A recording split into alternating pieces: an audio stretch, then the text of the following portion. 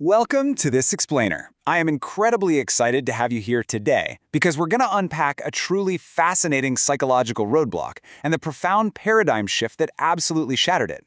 We're looking at a guy who was trapped in what seemed like a completely hopeless state of mind and body, literally blocked from his own recovery by his own intellect. So let's dive right into this and see exactly how a single, brilliantly simple shift in perspective changed the whole game. To get us started, I really want you to consider this high-stakes philosophical question. Must spiritual growth require traditional religion? It's a heavy question, right?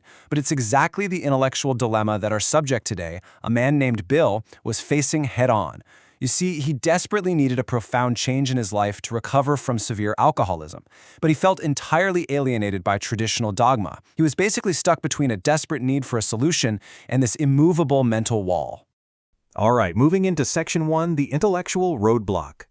So, to really understand this roadblock, we have to look closely at Bill himself. He was a veteran, an investigator, a Wall Street speculator.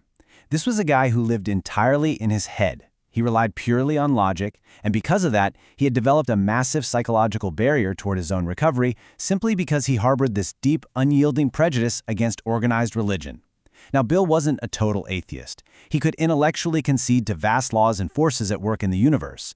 I mean, he was completely fine with broad philosophical concepts like a creative intelligence, a universal mind, or a spirit of nature. But the moment anyone brought up a traditional personal god, what he sarcastically referred to as a czar of the heavens, his mind just snapped shut. The friction between what his intellect could accept and his massive emotional blockade was totally paralyzing. To give you a sense of how deep this roadblock went, just listen to Bill's own words. He said, "The wars which had been fought, the burnings and chicanery that religious dispute had facilitated, made me sick." This wasn't just a mild disagreement for him, It was a rigid, deeply seated antipathy. He honestly doubted whether the religions of mankind had ever done any good on balance. Because of this intense prejudice, the idea of accepting traditional spiritual solutions just to save his own life seemed absolutely impossible for him to stomach. That brings us to Section 2, a novel suggestion. Picture this. Bill is sitting there in his despair, completely blocked. But then, a pivotal moment happens. An old drinking buddy of his, a guy who had previously been committed for alcoholic insanity, no less, shows up at his door. But this friend isn't drunk. He's fresh-skinned, glowing, and completely sober. Bill slides a drink across the table, and to his absolute shock, his friend refuses it, simply saying, "I've got religion." Well, you can imagine Bill's initial reaction. He was aghast. He looked at his friend's starry-eyed transformation and instantly put his guard up, fully expecting to be preached at with the exact same traditional dogma he despised. He braced himself for a lecture he had zero intention of listening to. But the friend didn't preach. Instead, he offered a totally novel suggestion. He just asked, "Why don't you choose your own conception of God?" That single sentence was the dramatic breakthrough. It was a semantic skeleton key. By simply asking Bill to define it for himself, the friend completely bypassed all of Bill's theological prejudices and historical grievances in one fell swoop. No arguing, no debating, just a totally new angle. Which leads us right into Section 3, your own conception. Think of this kind of like an intellectual detective story, and we're solving the puzzle right alongside Bill. How did this one simple reframing entirely destroy the internal friction that had kept him trapped for years? Let's unpack the mechanics of this mental shift. Bill's friend effectively redefined the terms of engagement. He took the heavily loaded phrase, conception of God, and stripped away centuries of religious baggage. He boiled it down to this incredibly simple, open-ended definition, simply being willing to believe in a power greater than oneself.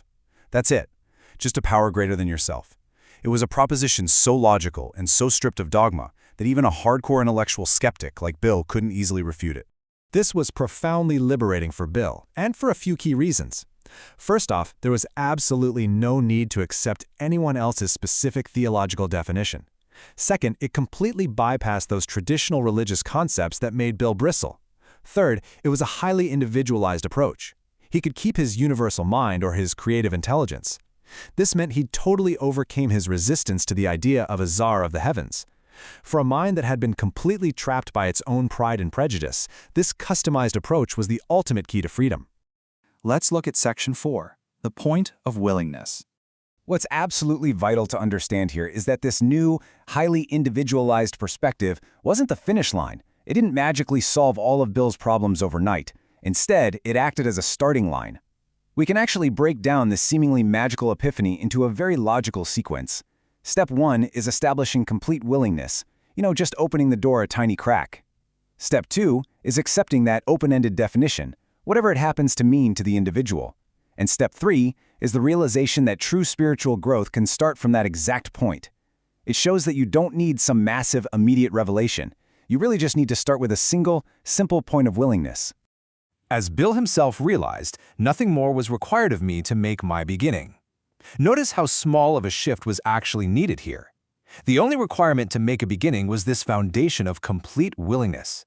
It wasn't about suddenly understanding the mysteries of the universe, it was simply about being willing to step out of his own way.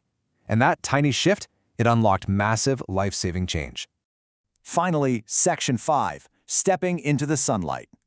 Once Bill accepted this highly individualized approach and redefined this single concept, the psychological relief he experienced was immediate. It was profound. The mental battle was finally over. He actually described this moment of clarity with a really vivid metaphor. He said, "It melted the icy intellectual mountain in whose shadow I had lived and shivered many years." Think about that imagery for a second. He had been freezing, trapped under the shadow of his own stubborn, rigid intellect. And this simple change in perspective, just choosing his own conception, acted like a sudden burst of heat that completely destroyed those long-held internal blockades. The aftermath of this breakthrough was spectacular. As soon as he accepted this open-ended definition, the scales of pride and prejudice literally fell from his eyes and a completely new world came into view. He felt that he finally stood in the sunlight. And what's truly incredible, looking back, is that this deeply personal moment of intellectual surrender laid the foundational philosophy for a massive movement, Alcoholics Anonymous, that would eventually go on to help millions of people around the world find their own sunlight. We've seen how Bill's highly individualized approach allowed him to bypass his own mental traps. So I want to leave you with this. What rigid definitions in your life are keeping you from standing in the sunlight? Whether it's about personal growth, your career, or your relationships, are you shivering in the shadow of an icy, intellectual mountain of your own making? Perhaps, like Bill, all you really need is the willingness to redefine the terms. Thank you so much for joining me in this explainer. Keep learning and keep stepping into the sunlight.